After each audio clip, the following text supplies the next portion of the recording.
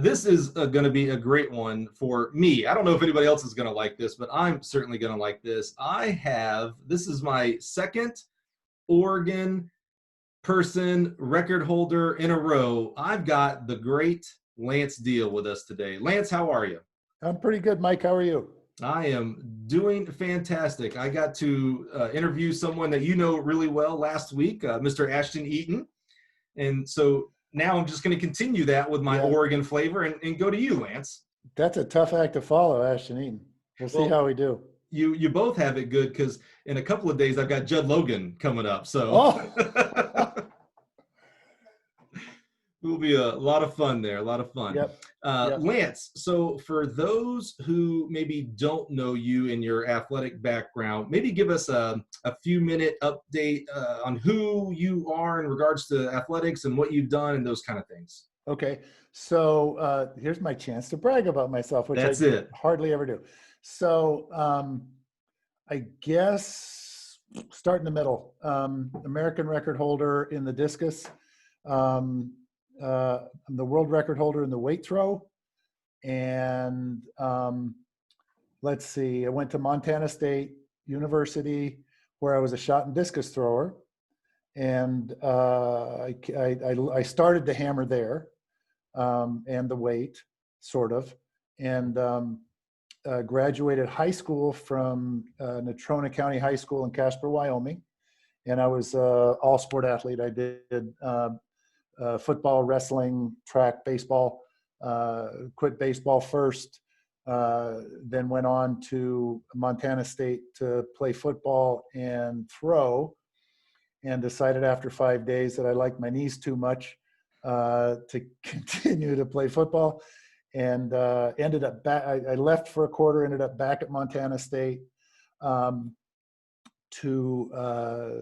throw the shot and discus. What position did you play in football? As a strong backer, linebacker. Is that right? I could see Yeah. that. I would not want the quarterback to hand me the ball if I saw you across the line. That's for sure. Yeah, it was an interesting time, and some of the things I learned, in the intervening years, maybe I would have enjoyed it a little bit more, but at the time, I didn't like parts of it, and anyway, so throwing was a better fit, and I've loved it since the first day I threw a discus. And you grew up in the great state of Wyoming, which there's a pretty good history of throwers coming out of Wyoming. Maybe the Gadinas would have something to say about that area. What made Yeah. you go choose Montana State? Well, just a quick aside, in 2000, more than 20% of the throw squad on the Olympic team was from Wyoming. Really? So Jessica Cross was shot and hammer. John Godina just shot. No, shot and hammer. John was shot and discus, and I was hammer. So 5 of the 24 potential spots on the throw squad were from Wyoming. And is it Wyoming or Montana or both where they say there's more cow than people?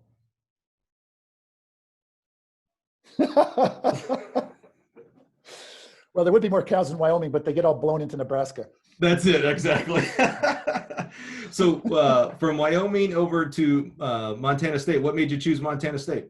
Well, frankly, and it's an interesting question, and we've not talked about this. It was actually the throws coach and the head coach there. Throws coach was Mike Carignan, and he was a young coach. He was 10 years older than I am, and bright blue eyes and crazy hair. I went there for a football recruiting visit, and we're sitting up in the closet, which was literally, it was a closet in the mezzanine of the field house. There was the track office, and there was a beam coming down diagonally, and there was this little couch and a couple folding chairs, and the head coach actually had a desk, which was a big luxury. And Mike had this brand new Hollywood Star discus. Oh yeah, Gil Hollywood Star. That's it. Yeah. And so we were just sitting talking, and anybody that's listening that knows Mike will kind of get this. I can't sort of, without going on for 45 minutes, sort of relate the vibe. But here's this guy, wide shoulders, skinny waist, crazy hair, bright blue eyes, and he's just talking about throwing. And I'd already told him that I want to go to the Olympics. And he goes, and then all of a sudden he goes, and he's just spinning this discus on the floor. He just, the concrete floor, because carpet, it's track. Spinning this discus on the concrete floor, and he goes, you know, this discus is perfectly balanced. And if you spin it just right, it'll spin forever. And I just went, oh, oh, oh. You ate that up. I'm going. I'm here. And literally. And so. How many pros coaches are going to try that on recruiting visits now? I don't know. And I was, you know, at the time, I guess I hadn't thrown my PR. So I guess I was probably 165, maybe 100, maybe 170 foot discus thrower, 58, 56 foot shot putter, something like that. You know, early in my senior year. So I hadn't had my senior year yet. And yeah, I don't know. But it was Montana State, and I was really good at those levels for Montana State. And then after my senior year, I threw 62.2 in the shot and 186 in the discus. You know, then I became a little bit more attractive. And but I'd already committed to football. Actually, that's not true. I didn't commit until June. So I went to football, and I played for 5 days, realized I was just in the wrong place, doing the wrong sport. I was in the right place, but doing the wrong sport. Right. And so I quit and went home to Casper and went to Casper College for a semester. During that semester, the head coach, Rob Stark, just took care of me. And he kept calling. He said, hey, what can I do for you? And I said, well, you know, I really like it there. I'd really love to throw, but, you know, I can't afford, you know, coming, and I literally couldn't. And so he finagled it and figured out a way to get me not quite a full ride, and I got some student loans. And I never actually ever, and this is one of my proud moments, for 5 years, never was a full ride athlete. Oh, really? Yeah. Wow. So, yeah, it's hard to tell as a coach. It's hard to throw that at kids that you know, these days, that think that they're gonna, you know, that they deserve. Yeah, I'm 100th in the country. I'm on the DISTAT list, so I deserve a full ride. It's hard to tell them that, but sometimes my pride kind of bumped out and said, well, here's the thing. Right. Let me tell you about this kid. Anyway, so anyway, I started thinking, well, you know, Rob was getting me interviews with these other colleges and sending me stuff. And I said, well, gosh, you know, you care so much about me. Can I just come back there? And so then that's when he did the real hard work of he found scholarship for me in the middle of the year. So he was actively trying to help you find a home, not at Montana State. Yeah, Mount Sac, West Texas State, you know, all these places that, you know, I could go legally, and the rules were different then, and I don't know what they were. But yeah, he was just trying to help me. What a great example of being a giver at heart. I mean, he wasn't doing it now it worked out for him. You ended up going there, but he was honestly like, how can I just help this kid get a place to go to school? And maybe he'll come back to me. I don't know, but let's get this kid some help. Yeah. And anybody that knows Rob Stark will go, yes, of course, that's Rob. Is that right? You know, the Stark family's legendary in Montana, and Rob's legendary at Montana State. Wow. And that's amazing. Yeah. Yeah. Pretty cool. So I would have lost a bet that you were not a full ride athlete.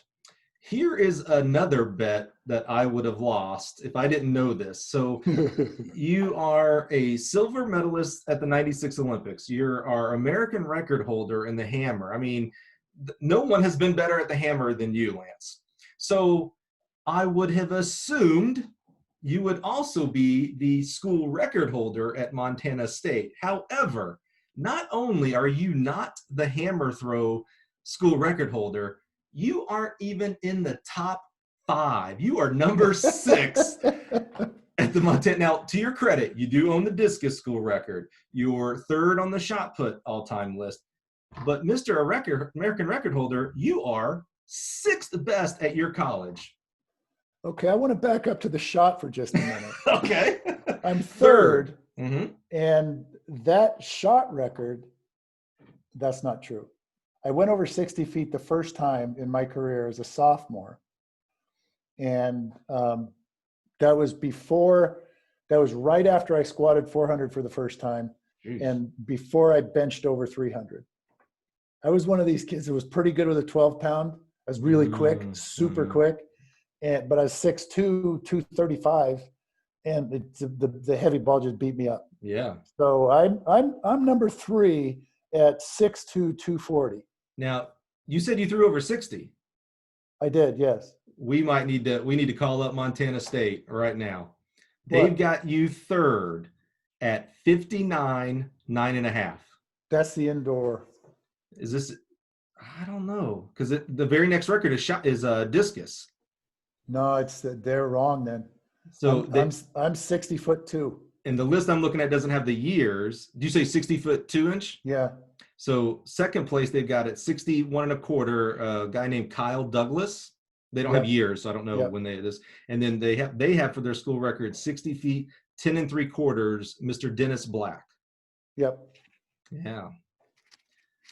Okay, I got to call Mike. Yeah, we got to get this corrected. Actually, Mike's retired. So, but the answer to that question is great coach. Here we go again. Kerrigan, his name is Mike Kerrigan, but everybody pronounces it Kerrigan for ease.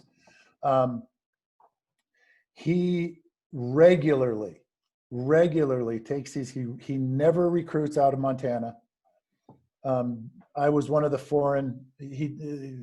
Now back then he did. He'd go to Wyoming, and he'd go up. We had 2 kids. We had a long jumper from Cheyenne, and we had me, and then we had a kid from Lethbridge, Alberta, an 800-meter runner, I think. So we were the foreign athletes. Right. And the kid from Lethbridge is closer to Bozeman than I was. So certainly from the guy from Cheyenne. So anyway, he at the end of his career, his coaching career, Mike would never recruit out of Montana. And every year his shot putter discus throwers would match or exceed their high school marks. Wow. Bumping up to the heavy events. Yeah, right. Every single year. The guy, in my opinion, is the best throws coach in the country. What was his magic?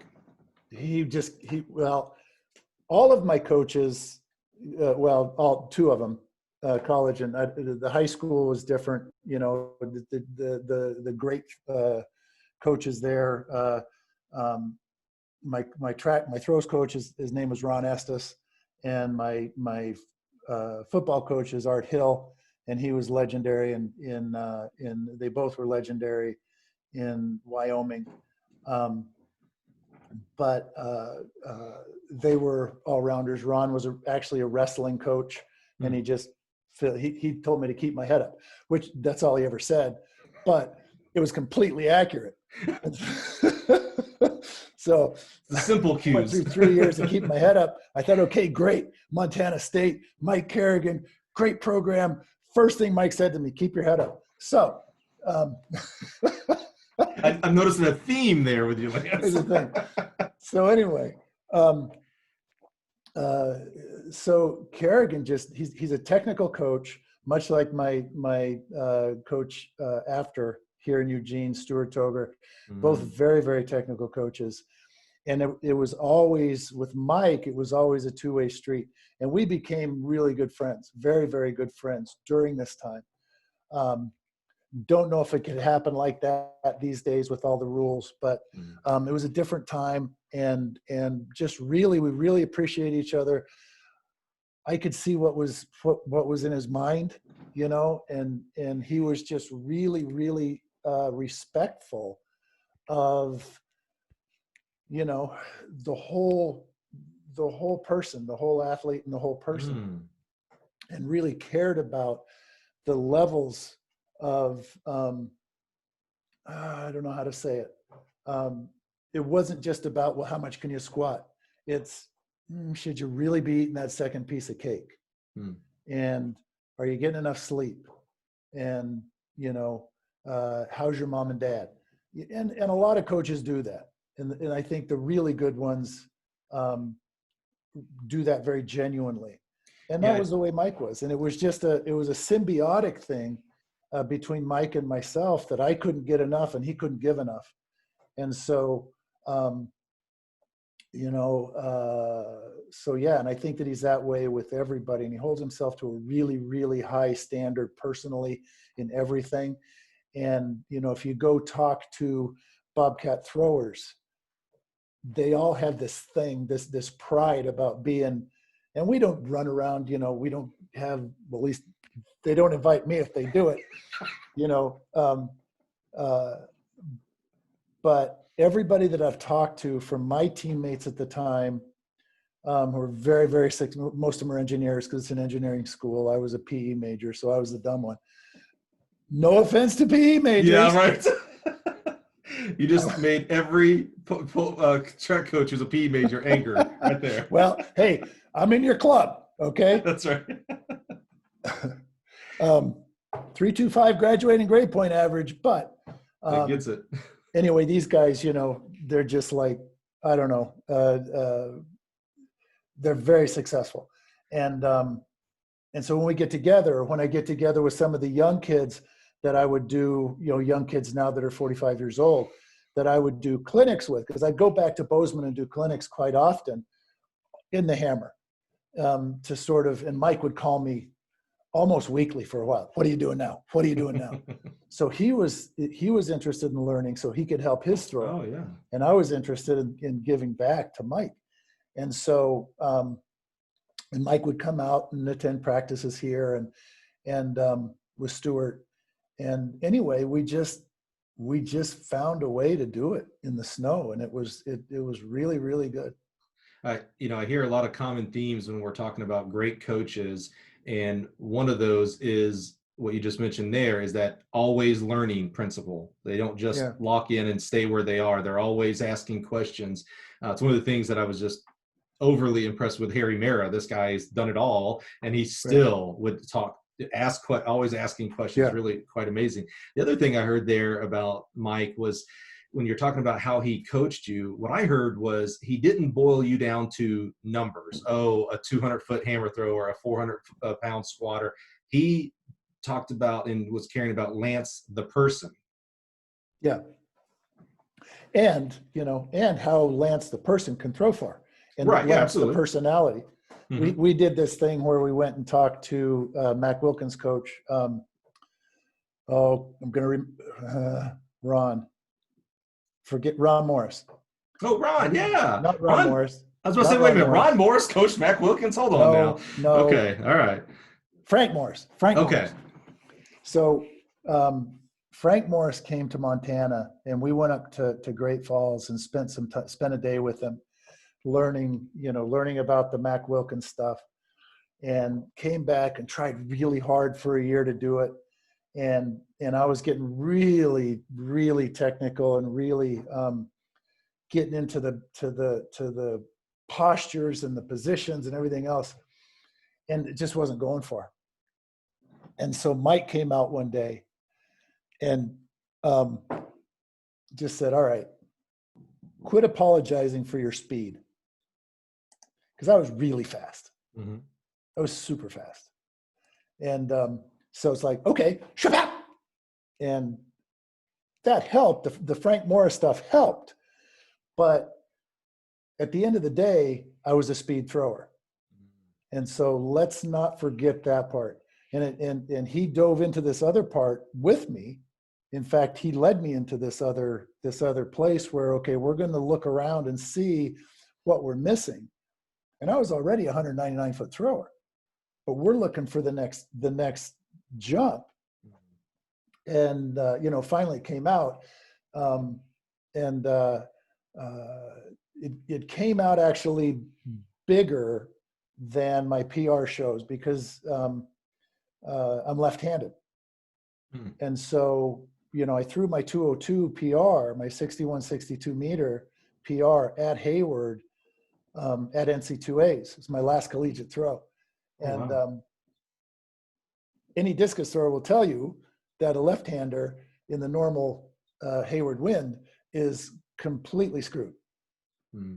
And so I had a lot more there, and I had confirmed throws of quite a bit farther. But I'm quite happy. You know, 202 as a left-hander, All-American. Yeah. And here's a we'll put this on. We'll do a little trivia quiz question in the middle of this thing. Okay. And everybody can text each other if they're listening. I'm no longer in control, everybody. This is the Lance Deal Show. I love it. It's like trivia quiz question. What's the biggest number of 200 plus foot discus throwers in an NC2A championship? What championship had the most 200-foot plus throwers? And how many? And how many? How many throwers over 200 in an NC2A championship? All right. We're going to hold on. We're not going to give the answer. We're going to come. I wrote that down so we don't forget it. Okay. So what's interesting, so you obviously didn't start doing the hammer until you got to college, correct? I actually did it. So I got my first hammer at the sporting goods store in Casper, Wyoming, where I worked summers in between in college. And it came in this shipment, and I'm unpacking the shoes and the pogo sticks or whatever. And here's this thing. And it was in between my freshman and sophomore year. And there's this ball, it was a big ball, stupid looking, and there's this handle thing. Right. And it had this, it didn't actually have a hammer wire. It had like a wire rope, right? Just like cable. Oh, okay. Mm-hmm. And it was all frayed. It was ruined. Didn't work. And so I went to the owner, Ox Zellner, and I said, "Hey, Ox, can I have this?" He goes, "Yeah, I'll sell it to you for $6."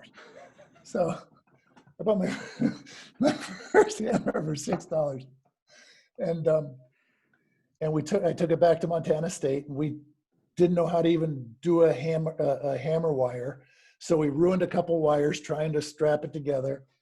And took it out and threw it. And literally the first day that I ever threw it, I'd thrown the shot farther, and our best miler threw it farther than I did. Really? I couldn't throw it 60 feet. Again, another bet I would have lost right there. So, wow. So anyway, I played around with my sophomore year a little bit. I think I threw 138, maybe 156.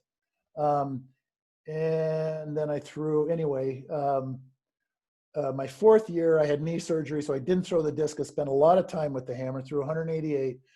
And in between, so in spring break of my sophomore year, spring break of my junior year, sorry, a teammate of mine and I took a spring break trip to throw the discus. So we came out to Eugene, cool. And then we went down to Palo Alto.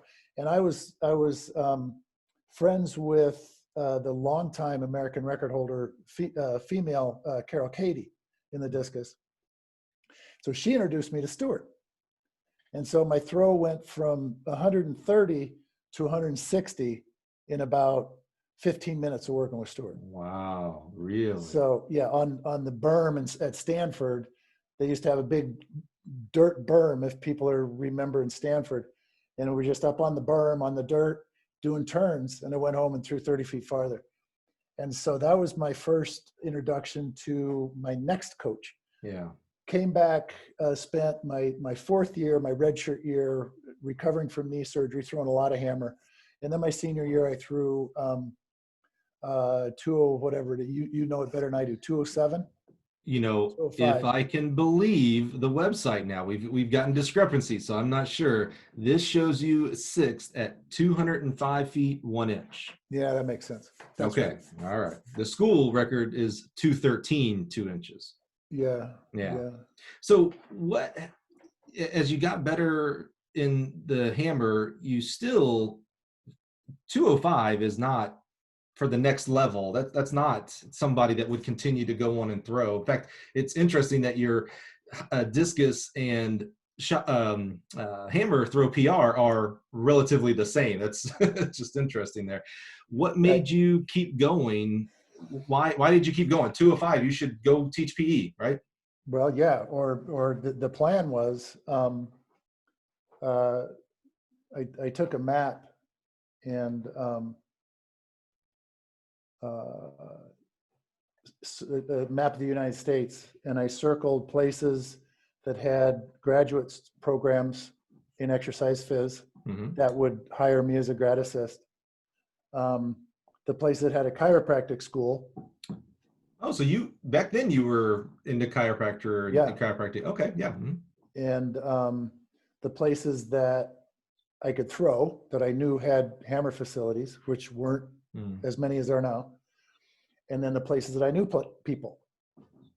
And I did this after my first spring here. I came out first spring, went home for a summer. And when I was deciding on where to go after that, I did that. And Eugene had the most circles. And so, but before that, my head coach, Rob Stark, had run into Stuart at NC2As or someplace. And he said, hey, I got this 200-foot left-handed discus thrower that wants to learn how to throw the hammer. And can he come train with you? Well, at the time, Stuart was the national hammer coach. So he kind of had to. Otherwise, I probably wouldn't have done it. Or he probably wouldn't have done it. Right. So I came out here, called him, said, yeah, you can sleep on the couch in the weight room. Wow. I was going to come out for 2 weeks and train, learn everything I could about the hammer, and then go down to the Phoenix area and train in both the discus and the hammer. It's where my girlfriend was. And so I was going to go down there and train. And I got here and threw 20 feet farther in 2 weeks. I went from 205 to 224 and went from 27th in the country to 9th in the country. It's like, maybe I should stay here. Yeah. And at the same time, serendipitously enough, I met the woman that I ended up marrying, and I'm still married to, who Nancy. Very well. And yeah, it just was one of those deals where I don't know, I just got very, very, very fortunate and was very blessed to be able to fall into this thing. That's and awesome. I really did just fall. I said this to Stuart once. I said, yeah, I just got really lucky. And he got really mad. He goes, there's no luck about it. You worked for every single thing you got. And I guess it's true, but there's a lot of people that have more desire than I did. And, one of those things falling through, can't find a good coach, can't find a support system, can't find a job, can't find a place to train, get hurt, whatever. One of those things leaves, you can't do it. You have to stop. So I just, everything fell together. One of the things that I'm really excited to talk to you about is Stuart, because I have heard his name. He is one of those legendary names, specifically in throws and the hammer. Yeah. I never actually got to meet him or know anything about us. Tell us about this guy that changed your life. Oh, yeah, absolutely changed my life. I had the dubious honor of being the executor for Stuart's estate. And Nancy, my wife, really didn't want me to do it. And I promised that I wouldn't. And then I did anyway when he asked me. And I'm trying to justify this to Nancy, and she's mad. And I said, listen, if it wasn't for Stuart, I wouldn't be here. If it wasn't for Stuart, I wouldn't be who I am. If it wasn't for Stuart, we wouldn't be together. Stuart made this life for us. Mm-hmm. And she goes, yeah, okay, fair enough. She relented. So yeah, Stuart, at the time that I met him, was the national hammer coach. He got paid by, at the time, the TAC, now USA Track and Field, to develop hammer. And when he came here, the national record, and I'm going to get it maybe a little bit off, American record was in the 30s, 238, I think, and by Ed Burke, way back in the dark ages. And in a couple of years, Ed got it again. Ed ended up being, and then Ed, and I'm going to probably leave somebody out, but Ed, Dave McKenzie, Bill Green, they traded the American record a couple of times. Ed ended up carrying a flag in '84 on the Olympic team. So that was kind of the start of it. As far as the results, start of it was a couple of people tried really hard to get him here. John McCardle was one of them. When you say get him, when you say get him here, from Scotland, Stuart's from Scotland. Okay, right. So Stuart has coached somebody, or had coached somebody in the Olympics, I think from 72, maybe 76, every single Olympics until 2008 or 2012. Wow. That's a bit of a streak there. Yeah, he's okay. Yeah. He's an okay coach. He's all right. Wow. I can see why we wanted him to come over and help us out. So, yeah, and we kept him employed for a while, and then they dropped that program. But during that time, the American record went from 238 to what it is now at 82.52. He came, I believe, in the early 80s, 81, 82. Came to Oregon, was the Oregon coach, and was the national coach. And at the time, he was 6 months here, 6 months in Scotland. By the time I got here, he was full-time here. I got here in 85. So I think he was here full-time 83, 84. And then I got here spring of 84, 85. And then the American record then in 96. So 11 years. And he was always in Eugene when he was over here? He was always in Eugene. We did a lot early. He did a lot of travel all over the place. And then as the group developed in Eugene, we would go out and we would do clinics. Some of us would go with him to do these clinics all over the place. Brown University, and you're going to talk to Judd. He came out to Judd a lot, and Judd had a kind of a training group there, helped them a lot. Go down to California. We did some stuff. I can't remember. My memory fails me. Some of the clinics I did, some of them we did, and some of them he did. So anyway, he went all over, but we always had this core, starting in 85, we had this core of throwers here, anywhere between 3 and I think the top, maybe we had 6 or 8 temporarily. And then guys would come in and train for a week and leave. And what was he obviously was a good coach and people flocked to him and wanted him at their place. What made him better than the other coaches that were out there at the time? He'd walk up to us sometimes and he'd just be red eyes and bags under his eyes and all pissed off. And he goes, I couldn't sleep last night thinking about this. Oh. And it consumed him. And therefore it consumed us. He was I'm trying to think of the word, you have to be a very unique kind of person. To probably the greatest credit I will give myself is that I was with Stuart for 18 years. Because others couldn't handle that long? Yes. Okay. I was almost as hard-headed as he was, and he would not give up. Here's a coaching story. Here's one of the things I would tell my athletes, and I tell people at clinics all the time about coaching and listening to your coach. there was one part, Stuart just wouldn't give up. He would not let go of something. And so there was this one thing that was going on, and I was pretty far into my career. It was mid 90s. It might've been before my first AR, maybe just after. And he wanted me to try this thing. And I can't even remember what it was. Yeah, I was wondering. Yeah. Hold your pinky up. I don't know what it was. Keep your head up.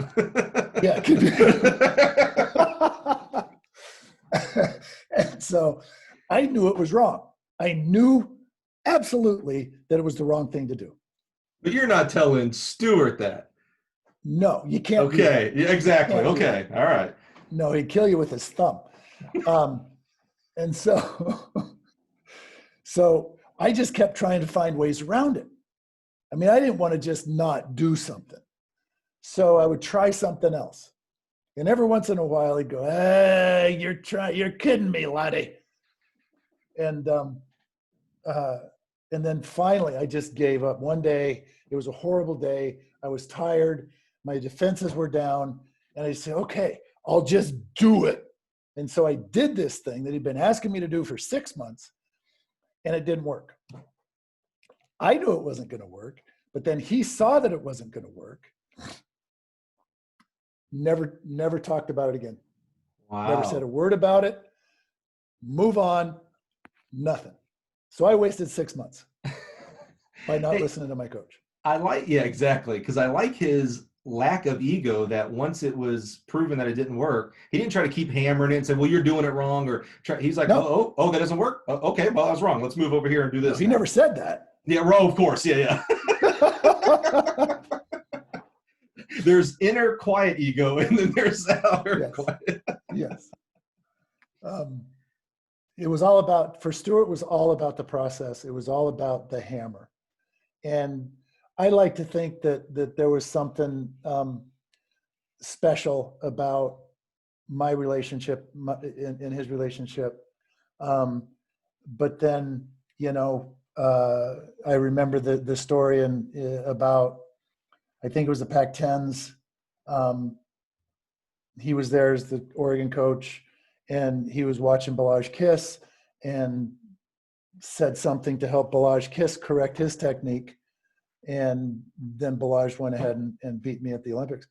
So I think it really was all about finding this ideal of the specifically the hammer, but also the other throws. But the hammer really is the one that captured him.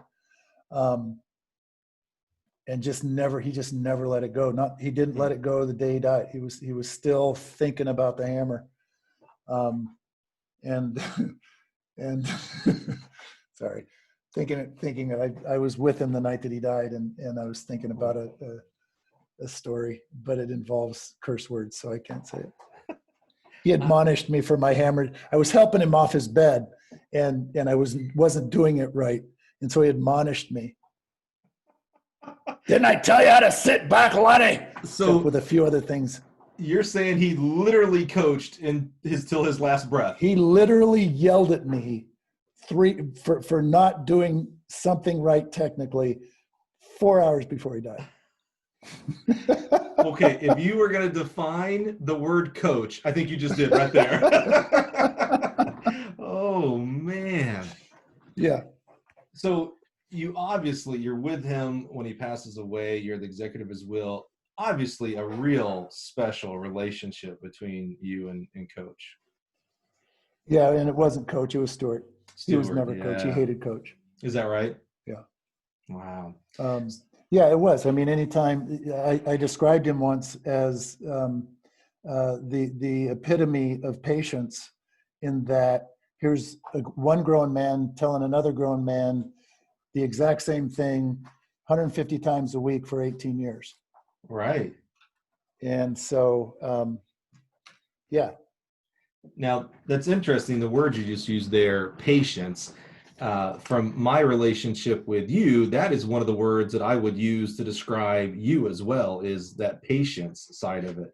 And you coached for quite a while yourself, what are some of the traits that from Stuart to even Coach Mike Kerrigan, what did you bring into your coaching style from those mentors that you had? That's a really interesting question. And for me, you know, you learn positive lessons and you learn negative lessons, and hopefully you can use them both.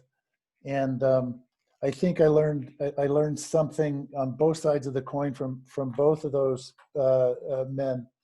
And a lot of it from Stewart was the technical stuff about the throws, and how he coached the hammer. And there's a lot of talk out there. At least there used to be, about commonality between events, and they're all kind of the same. And so Stewart talked a lot about that. Stewart talked a lot about injury prevention, and designing training programs that made up for the shortcomings of the American system, because he was a weightlifter as an athlete. He was a Scottish national champion when he was 33. Wow. So yeah, and so he had to, with his role as the national hammer coach, he had to make up for a lot of stuff that we learn as American athletes, and especially for males. We learn a lot in football that really doesn't work. Mm. And so, and at the same time, the throwers that did come to him that were throwers were mostly discus throwers, myself included. Mm-hmm. And discus throwers is the other side of the rotation. So discus thrower, as a left-handed discus thrower, my first move was over the right foot, right? And it's completely wrong for a hammer thrower. It's exactly the opposite. So he had to find all of these ways to counteract all that stuff.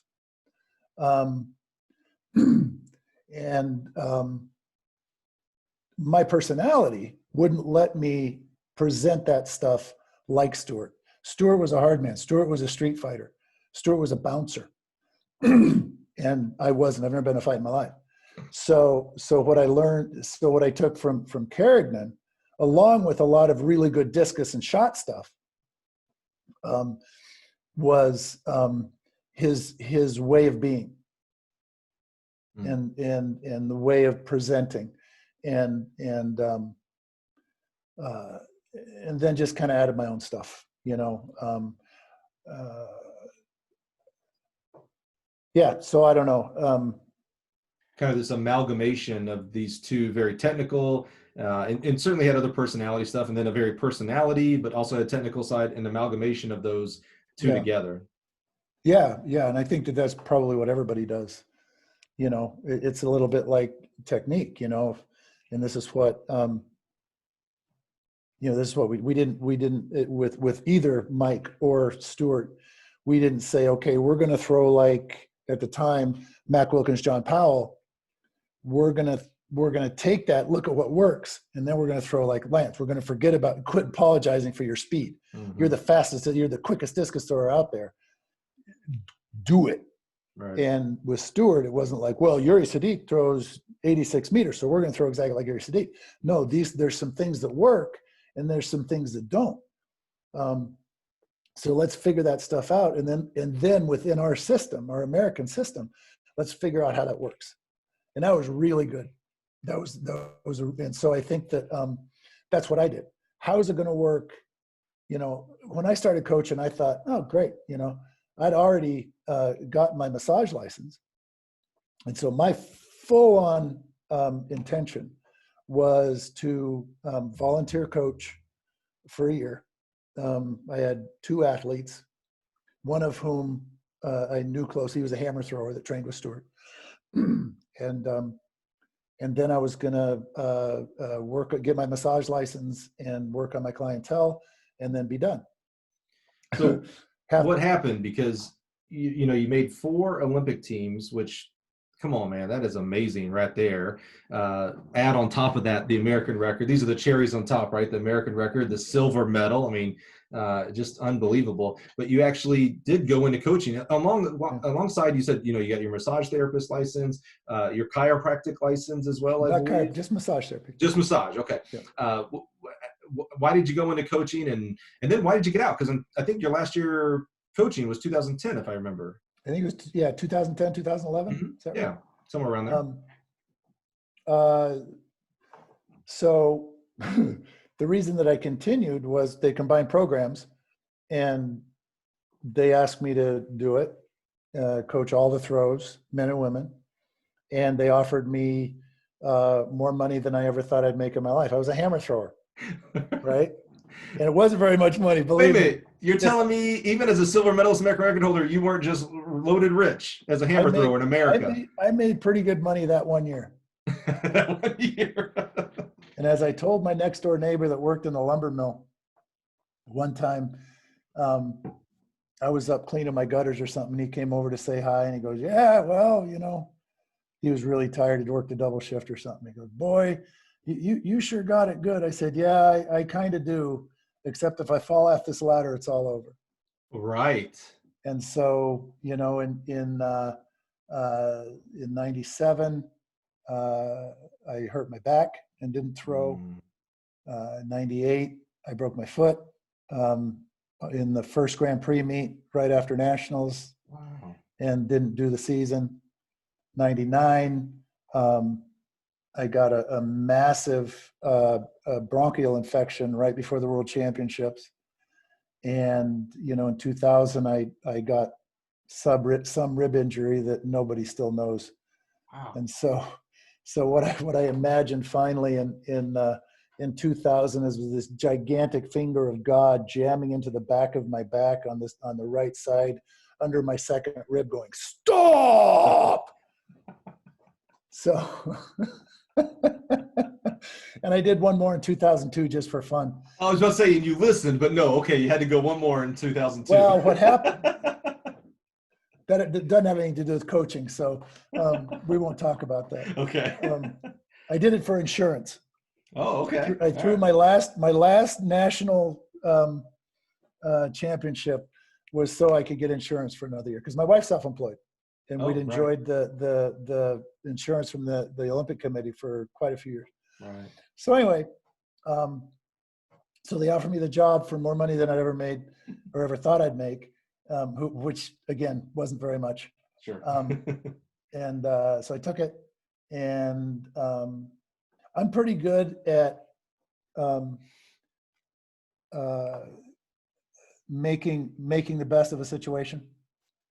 And so I knew 6 months in that I didn't want to be a coach. Oh, wow. But I had a family to support. And so I worked really hard at enjoying the good parts and hold my breath through the bad parts. Do you mind sharing what were those parts? Was it more of like the paperwork, bureaucratic side? Yeah. I can't imagine you not liking the outside in the ring time. I like that. And so, I'll describe it this way. I thought, well, I'm going to be this 4-time Olympian, long-time professional athlete. I'm just going to come in and teach these kids how to throw. Doesn't work. They in anything, people have preconceived notions of what you're supposed to be in certain roles in life. And so they pushed me into this coach's role, and I don't like that role. I don't like telling people what to do, just in general. And the leading up to that, well, I don't want to get into that. Basically the scholarship stuff, the inner team balance between scholarships, it gets pretty offensive sometimes. Yeah. And so I just really, really didn't like that.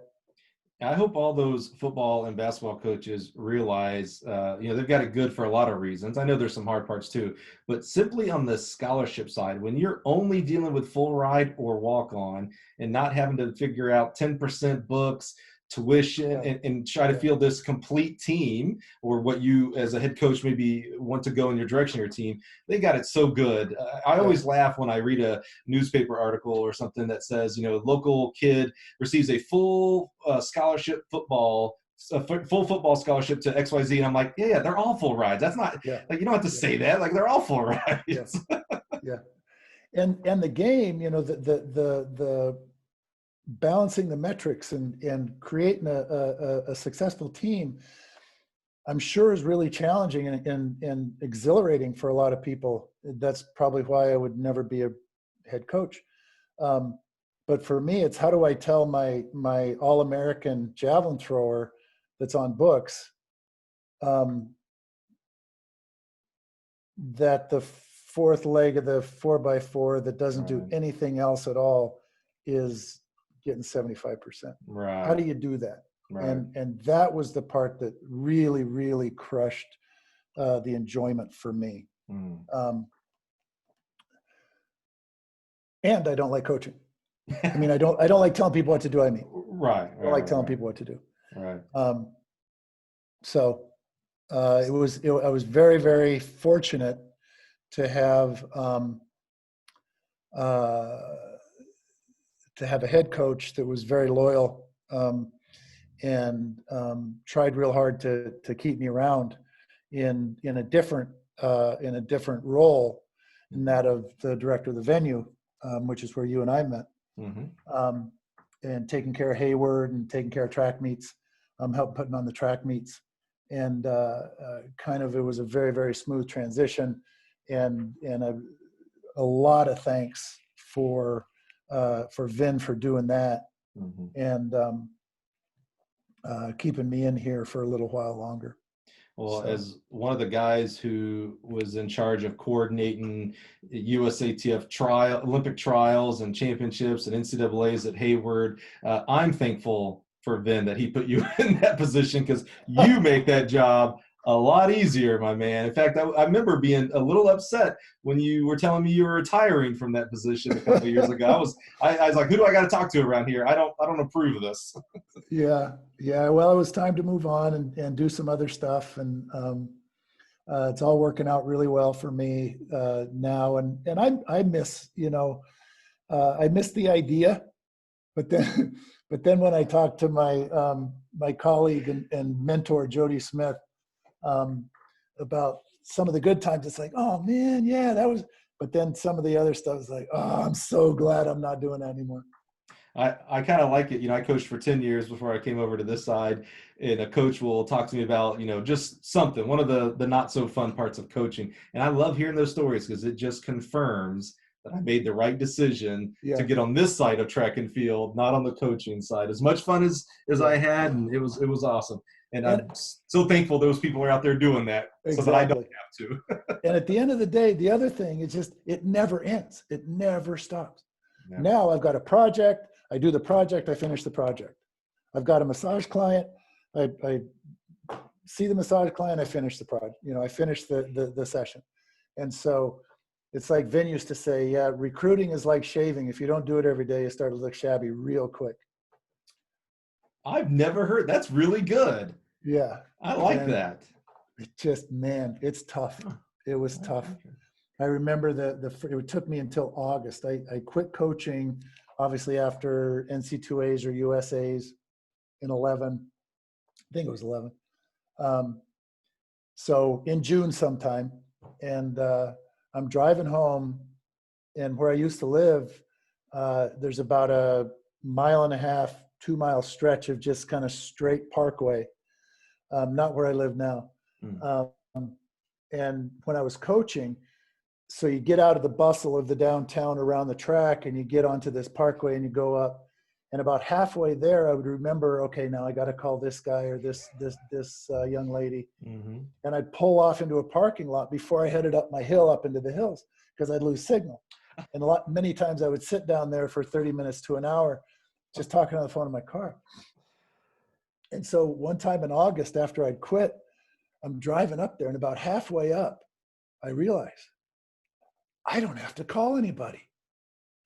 And literally 3 tons of weight fell off my shoulders. Right, yeah. The crowds parted. Yeah. So it was great. It's very, very rewarding. The people that I stay in contact with, the former athletes and that stuff, is very, very rewarding to me. And there's many good memories, and I tell stories all the time about them. And but I'm really happy to not have the responsibility of the coach, because they are, as we've talked about, they are so important, and they're so in many different ways, and it's a tough way to be. Absolutely. Are you still working with the Oregon team as massage therapist? Yeah, until the COVID. Right. Well, that's good. I'm glad that Until spring break. we still have you involved in track and field in that fashion, Little bit, improving athletes. Good. I'm a independent contractor, and I work on. I'm not the only one, but I'm one of the massage therapists. That's awesome. Well, Lance, thank you so much. Before we wrap up, or as our wrap up here, we had a trivia question. I was not going to forget this. So you asked, the trivia question is the the largest number of 200-foot plus discus throwers at an NCAA championship or final. I'm not sure if you made a distinction there. I'm not sure if there needs to be a distinction. So what year was it? Tell me about that, this trivia answer. 1984. Okay. Hayward Field. Okay. I can maybe name them all, but 2022 tied for 7th. So there was 8 people tied for 7th. There were 8 people over 200 at the NCAA championships. My reckoning says that there might have been 3 before that, and there maybe's been 4 or 5 after that. So who were some of the people that were in that you can't remember? So John Brenner won it. Stefan Fernholm was another left-hander that didn't handle the wind as well as I did, because he warmed up at 2:30, and the right-handed wind came in, and he kind of faltered. Mike Bunsick was there. Randy Heisler was there. Art McDermott was there. Viestenhoff Steinson was there. Robert Weir, and me. Holy cow. Yeah, big time. Yeah. I remember, it's funny when you're talking about the injuries you occurred over the last 4 years, 97, 98, 99. And I was thinking of a story. I remember asking Randy Heisler once, why did you stop? You were throwing really well. He literally looked at me and goes, I got tired of hurting. Yeah. It just made me think about that. That's an amazing final. Yeah. A lot of those guys went on to be amazing coaches. And that year I went to the trials, and that was back when there was a nationals and a trials. So the nationals, Border was making his comeback, and I walked up to a bank of phones at USC, at the dorms in USC, and Al Orders in this muscle shirt, just completely ripped to shreds. I mean, he had veins in his arms bigger than my biceps, and it's like, I can't do this. I can't compete with this. And so there's the same. And then that nationals in San Jose was, I believe, if memory serves, that was the day that John Powell and Mac Wilkins both threw over 70 meters in the championship. Wow. It's like, it's maybe time to be a hammer thrower. Oh man. Well, luckily you did, and you did it really well, and you've inspired a lot of people. And I know, just knowing you, I know you can't wait till your record gets broken, that it continues, that people. No, that's not true. I know. I am not selfless. I'll tell you one more quick story about when I was a coach. This is what I used to do as a coach. Okay. In a coach, but we went to Boise for an indoor meet, and we're throwing a weight. And my athletes, Stuart always used to stand in the middle of the sector, right? And sometimes I would stand in the middle of the sector, sometimes I'd stand in the back of the sector, right behind the ring. And now this is going to turn into 2 stories. So I had this one thrower named Brittany Hinchcliffe, who really was, she was pretty, she liked to have things all set up and consistent. And so because I coached at the back of the ring, she wanted me to be sure that I was at the back of the ring during the meet. And I tried to not disrupt the competition, but I think it was Pac-10s, and she was competing against, Jessica Cosby at UCLA. And I found out that I made Jessica nervous. So I went right up front and stood right in the back of the ring. I'm only doing it to help my thrower. I'm just helping Brittany. Coach got a coach. Coach has got a coach, man. And so then this meeting in Boise, this indoor meet, this gigantic guy, and I'm going to forget his name, Libor Scharfreitag, big Yes. Czech, and he's throwing 83 feet. He's scaring my record. And so during the competition, I walked off my record and I went out and I stood right in the middle of the sector, right at my record. I just wanted to let him know where it was. I was only trying to help him. I'm trying to be a coach. So no, I'm not like that. I want to have the record forever. Well,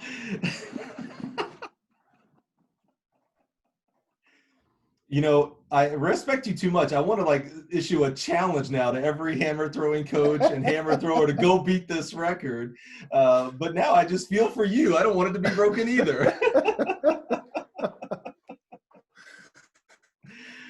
Lance, thank you so much. This time with you today was better than I would even ever have expected. You are a humble, selfless guy. Maybe not for your record, but your servant attitude towards track and field, as I know, I know it. People know you as the hammer thrower, and some people know you as the coach. I know you as the guy who, I'm going to say, did everything at Hayward, but you had an amazing team. I know you won't accept that. Did everything. You were the leader of that. And people don't know sometimes the guys behind the scenes that are making those Olympic trials happen, that are making those NCAA championship meets happen. And the one thing that I learned from you and Jody real early was you don't host meets at Hayward, you host events. And so there's just so much that goes on behind the scenes to make this wonderful show that helps the athletes do what they do to put on this show. So from the bottom of my heart, from everyone at Gill Athletics to honestly everyone around that has been a part of something that you've helped put on, thank you so much for what you do for our sport. Well, you're welcome. And, back then I would I'd start feeling sorry for myself, and then I'd realize that there are 4 or 5 other people working twice as hard as I was. So it's a little hard to get down. It raises the bar quite a bit. And when Gil started coming in to these meets, and you guys are a great help, and maintaining your products and making sure everything's right on the day. It's great to work with you. Well, it's true that iron sharpens iron. And my friend, I am so thankful that you helped sharpen us and in all the track and field. Thank you so much for today, Lance. You bet, Mike. Thanks for having me. Yes, sir. See ya.